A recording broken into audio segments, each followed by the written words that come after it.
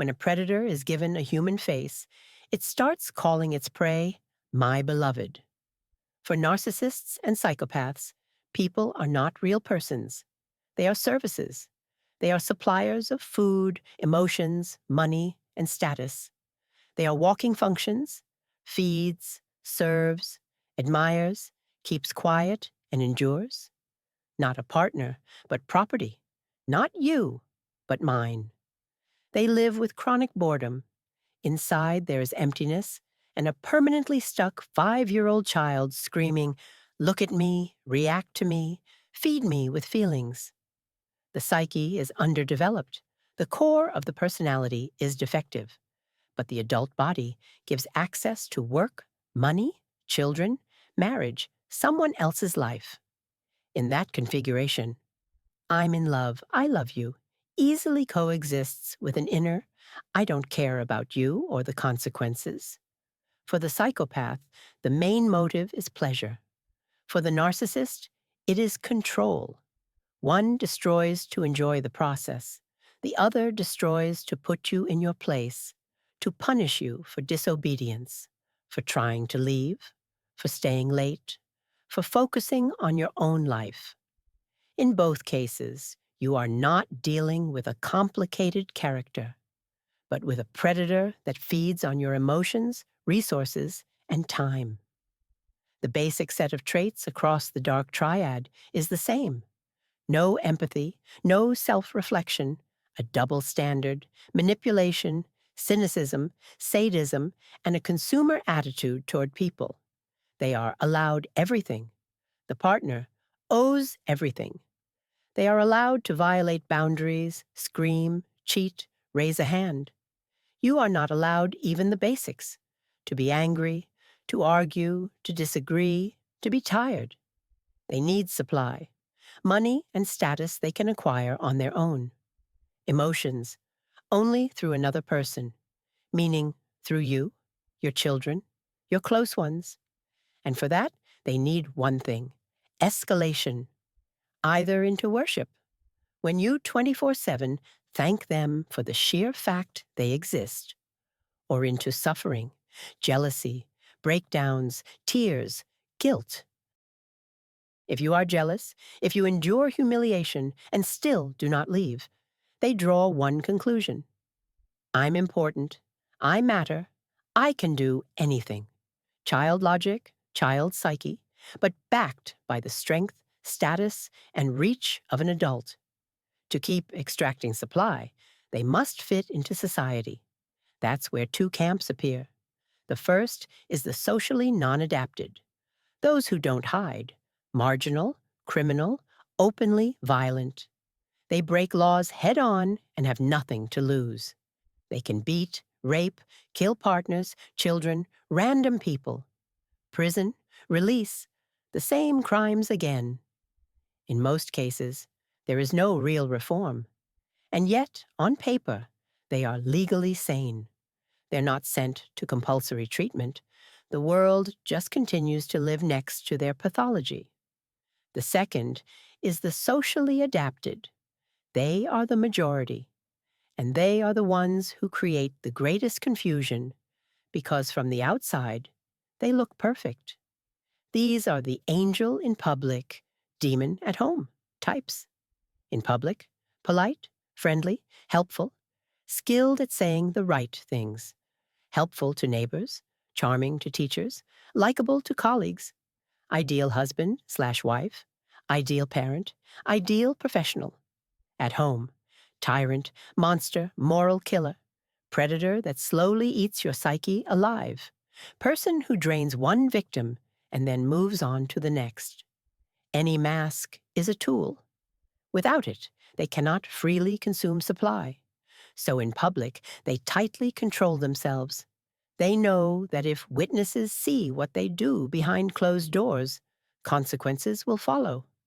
That is exactly why almost no one believes you. For everyone else, they're ideal. You are the constantly unhappy, unstable one. Who ends up trapped especially often? Couples who come to professionals unfamiliar with narcissism and psychopathy.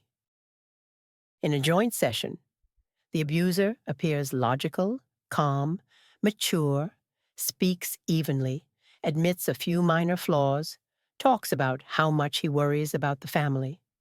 You appear nervous, tearful, exhausted, sometimes with what looks like hysterical reactions after years of pressure.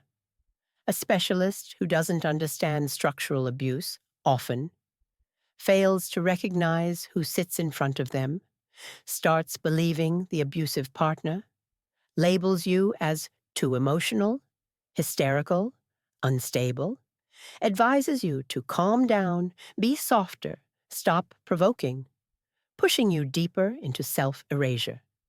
At the same time, the abuser adds fuel, describes you as dramatic, unstable, ungrateful, paints himself as a hero, suffering for the sake of the family. Professionals who do not possess basic knowledge about narcissism and psychopathy are not just mistaken. They inadvertently become part of the abuse system, sending you back to the abuser with the message, "Endure, the problem is you." He can put on a mask in a fraction of a second. You call the police after a beating. They arrive. What do they see? Him, calm, caring, shocked by what's happening. He hands you a jacket so you don't get cold, makes you tea so you calm down, speaks in a soft, steady tone. You, shaking with a shattered nervous system on the verge of a breakdown, with physical or emotional signs of assault. Once again, everything flips. She looks unstable, she needs help. He seems sane and reasonable.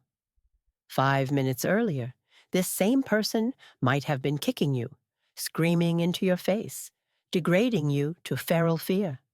But the only witness was you. Many who have been through such relationships say the same thing.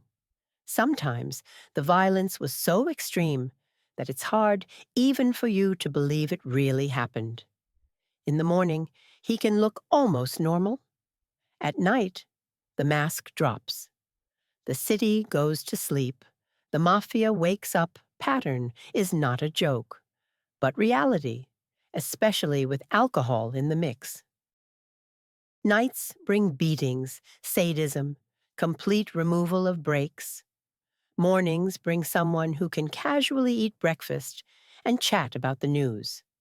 The older they get, the harder it is to hold the mask. A practiced eye begins to notice an almost too perfect performance of normal, phrases that feel scripted exactly to your needs, as if he scans what you want to hear and plays it back. A smile where the mouth curves, but the eyes stay empty or predatory. That strange mix of excessive correctness and an undercurrent of falseness. If you have never met this before, it sounds like fiction. Until you live through it yourself, it's easy to write others off as exaggerating. But among survivors, the story is identical. I would never have believed it if I hadn't seen it with my own eyes. It's also crucial to distinguish. Not everyone who yells, lashes out, or cheats is a narcissist or psychopath. A normal person can get angry, shout, be unfair, but has a core, conscience, shame, morals, boundaries, may torment themselves afterward for going too far. Will not deliberately dump a pregnant woman in the middle of nowhere at night. Will not knowingly leave a child without food just to make a point. Will not systematically break a partner's psyche for pleasure or control. Not every abuser is a psychopath, but any true narcissist or psychopath is an abuser. They are wired differently. There is no honor, no conscience, no shame, no genuine respect for another person. There is a sincere belief in their right to punish. You shouldn't have behaved like that. If you'd acted differently, everything would be fine. His rules change daily. Today he demands one thing. Tomorrow, the opposite. The day after, something entirely new. No stability, no dialogue, no clear agreements. This is not moodiness. It is a structural personality pattern that does not heal.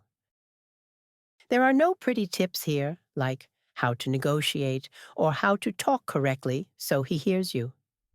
In this kind of story, the right thing is one word: leave. Not reform, not convince, not wait for him to realize. Step out of the system that uses you as a fuel source. Remember that there are far more healthy people in the world than your experience with one predator makes it seem. And with them, something else is actually possible. Warm, steady, non-adrenaline relationships where you do not have to survive and defend yourself every single day just to exist.